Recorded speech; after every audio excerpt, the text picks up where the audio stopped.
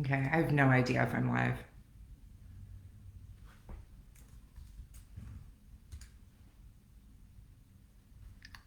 And I think I'm live. I think I figured out how to use the scheduler properly. Good for me. So, hi everybody. I'm back doing the thing that scares me. I see my husband and my dog walking outside, and now they're distracting me. And I'm sure they're going to come in and distract me in a second. But here I am doing the second Ask an Ed Therapist, and today I wanted to talk about online portals. So, as an educational therapist, we are, shall I say, fortunate enough to see all the various online portals that learners are using at all the schools. And I have to be honest and say that for a really long time, I've hated online portals. And so today I'm going to talk about some of the reasons why online portals can be great and some of the challenges that emerge from online portals. And so when I'm talking about online portals, I'm talking about Google Classroom. I'm talking about Haiku. I'm talking about Aries. I'm talking about Powerschool. I'm talking about any central website that is supposed to bring all the information about school to one central location. Schoology, if I forgot to mention Schoology.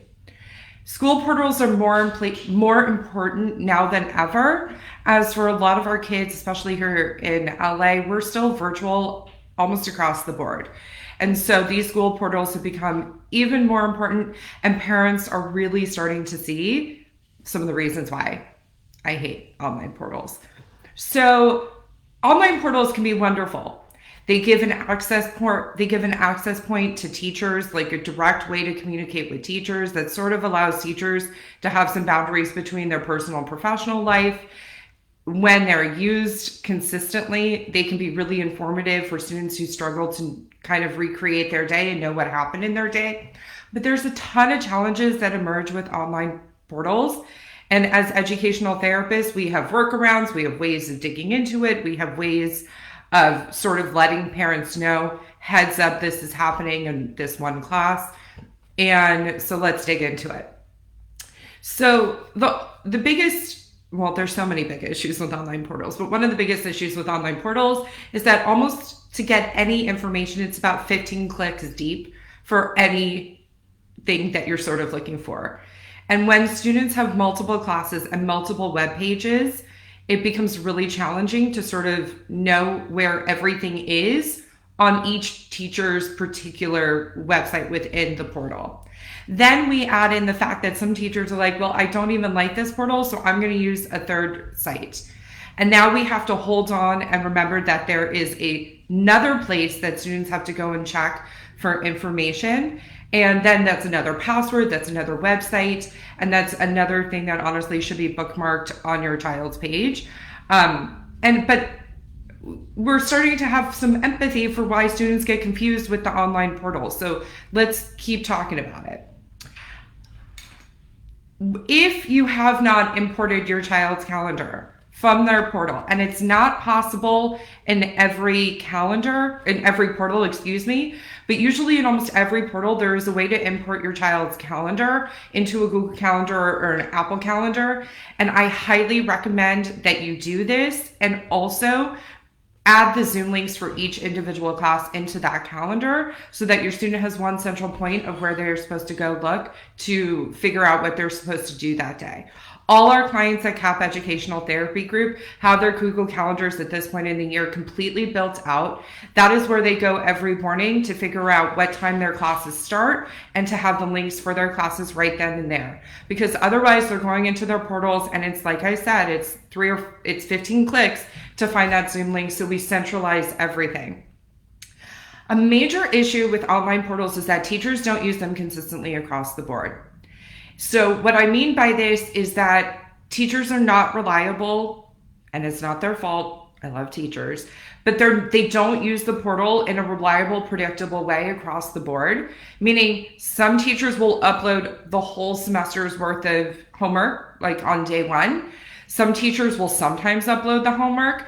Most teachers do not accurately report what's been turned in and what hasn't been turned in. So when we're checking for fraud, as educational therapists. And what I mean by that is one of the things we do is we go and make sure, has everything been turned in properly and what's the plan moving forward? Because lots of times the students in our practice complete the assignments, but they don't turn it in properly. And that's a huge bummer because they don't get credit and they did the work. And we have to go and check for that. But it's also confusing about where to turn things in. Some teachers don't want you to turn anything in on the portal, and they only want you to turn it in through Google Drive. Keeping all of this straight is really, really complicated for students who struggle with executive functioning. And that's why they come to us and we help them sort of create systems and a process that is repeatable, that they do on their own, that they're able to do on their own eventually, that as like a self-check mechanism. Hi, honey, I see you. Another challenge with online portals is they often put things in more than one place. Again, this is not minimizing the amount of work that each student has to do in figuring out what their responsibilities are for each teacher.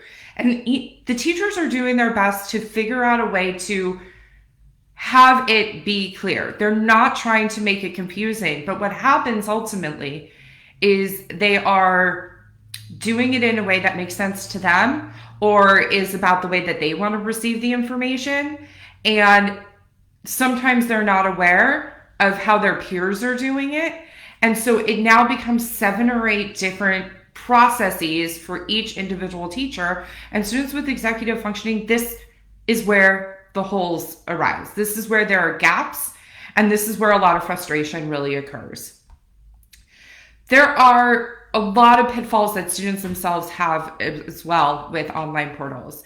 Particularly, they don't know their logins to things. If there's an online book that's on a different website, they forget how to access it and what their password information is for those portals. Here's a really, really big one for online portals, and probably the big reason why I don't like them. I really believe online portals teach learned helplessness.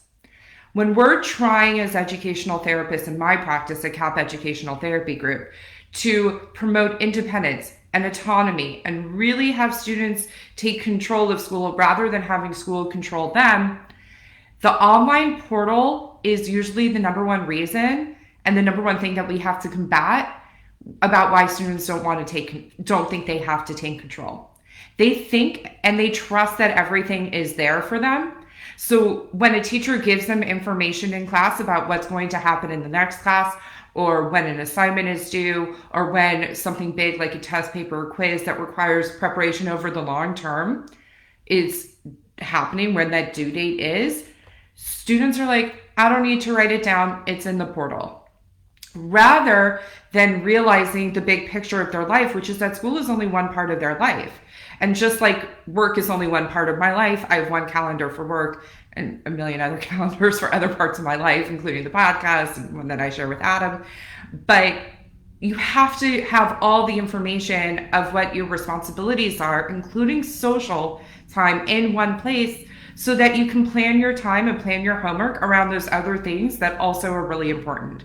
I always tell students when we're starting out, the job of good educational therapy is to create more free time and to create less academic panic, because there's no such thing as an academic emergency, and to have them be able to prioritize the things that bring them joy and spark them joy and bring them pleasure, including their social time with their friends, which should also be on their calendar. If they don't have their school information combined with their personal life information, you can't expect to do everything properly because you don't have the big picture.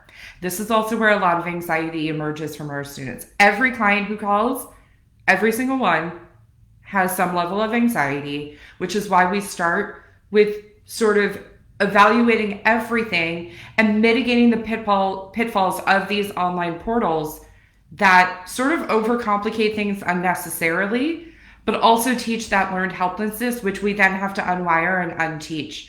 Because the goal for all the clients in my practice is to be functioning human beings and functioning adults. And functioning adults have all their whole life in one place, in one location. And then there are some parent pitfalls of the online portal, but I'm running out of time because I'm trying to keep this to 10 minutes.